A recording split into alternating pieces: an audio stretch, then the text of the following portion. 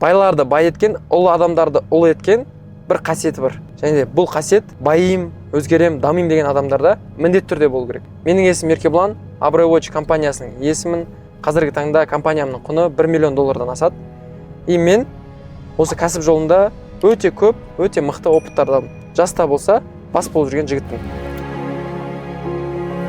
Байларға бай болуға әсер еткен мықты қасиет ол исходящий потокта болу. Жалпы мен өмірде қашан өсіп бастадым, ол мен беріп бастаған кезде, көп сотрудниктар алған кезде, маркетингке көп ақша құртқан кезде, және де жақындарымды көп қуантқан кезде.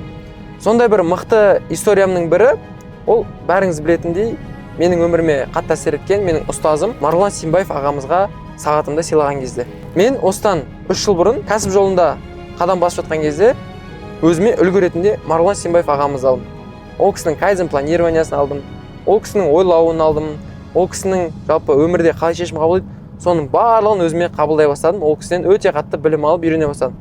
Ешқандай ақша төлеу емес, жай ғана ютубындағы подкасттарын, видеоларын, интервьюларын көріп мен өзгеріп бастадым. Мен ол кісіні өте қатты жақсы көремін. Ол кісімен кездесу менің өзімнің бір арманым болды. Себебі ол кісі менің өміріме қатты әсер етті. Және де мен ол кісімен өмірде кездесіп, сұрақтарымды қойып, өзім жайлы айтып, жақынырақ танысқым келді. Күндердің бір күні Марғұлан ағамыз сторис салады өзіне. Ертең менің туған күнім. Туған күнімде менде идеальный день жасаймын. И мен таңертең сағат 6-та тұрамын, 10-ға дейін кітап оқимын деп өзінің бір күндік планын жазады. Мен планын қарап отырамын да, сағат 19:40-та Досмұқасан деген фильмді көруге барам дейді отбасыммен бірге. Мен бірден ойланамын. Мына момент қой, мен Марғұлан ағаны кездестіруге бұл мықты сәт деймін да. Бірден кинокезетке кіремін де жазамын ғой. Жалпы Досмұқасан фильмі қай уақытта, жаңа 19:40-та қай кинотеатрда болады. Барлығын қарап шығамын да, именно Достық плазада Марғұлан ағамыз жаңа айтқан уақытта фильм болады екен Досмұқасан. Жемда мен не істеймін?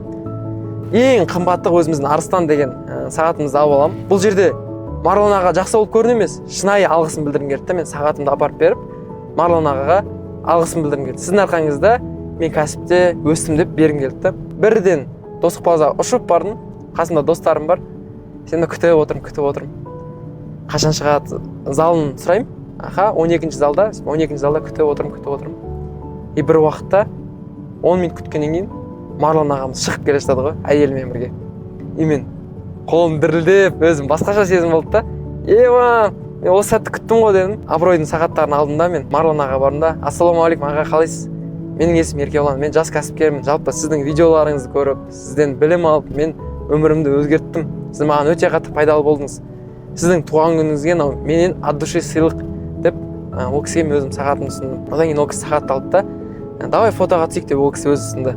Үстінде мен Марғұлан ағамен фотоға түстім. Ол кісінің тіпті әйелі де бізді фотоға түсірді. И Марғұлан аға алғыс айтып кетіп қалдым, себебі ана жақта көп адам болып кетті да жанында. Қатты жақын сөйлесіп үлгермей қалдық. Сөйтем да үйге кетемін. И бір уақытта мен дайректім жарылып отыр ғой. Түсінбеймін не болды десем, мен достарым Марғұлан ағаның сторисін жіберіп жатыр ғой. Марғұлан аға, сен Абройға реклама жасады, Аброй сағатын сторис алды деп маған достарым жіберіп жатыр.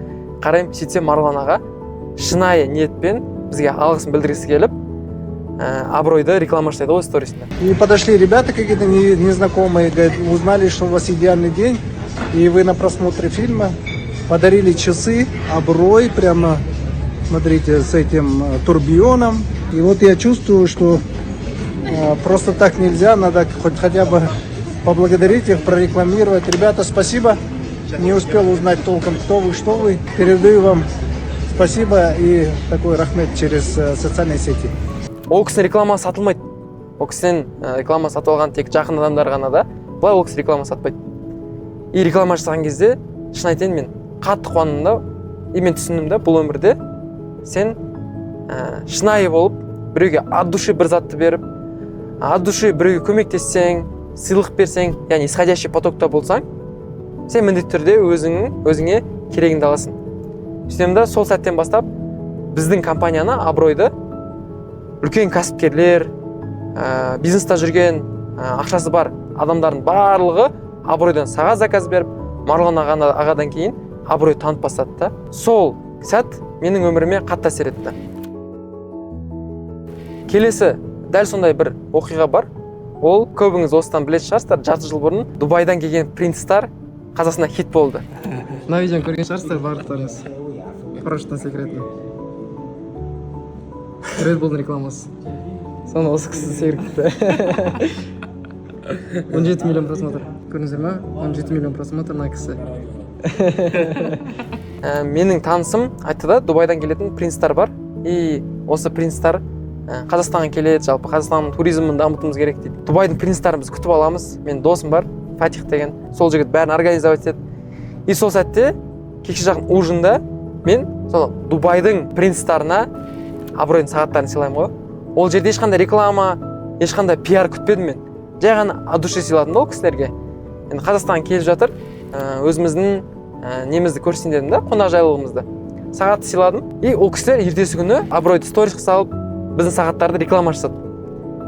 И ол кезде жаңа Руслан Берденов мықты ағаларымыздың өзі көрді да сол стористі. И мен түсіндім да, ема тағы да работает. Сен от души просто біреуге берші, реклама ештеңе ожидать етпеші. Саған өздері тегін реклама жасап береді. Тегін саған көмектеседі, тегін саған исходящий потокта болады адамдарда. Жай ғана адамдарға тегін ақыл кеңес беріп, тегін көмектесіңіздер. Сол сәтте сіздерде де жолдарыңыз ашылып, ол адам да сізге көмектеседі. Бірақ та бір условия бар, сіздер ештеңе ол адамнан күтпеңіздер. Видео ұнаса, жалпы пайдалы болса, подписка жасаңыздар, комментарий жаза кетіңіздер. Сіздердің де өмірлеріңізде осындай оқиға болды ма? Және де достарыңызға жіберіп қоюды ұмытпаңыздар. Келесі видеода кездескенше.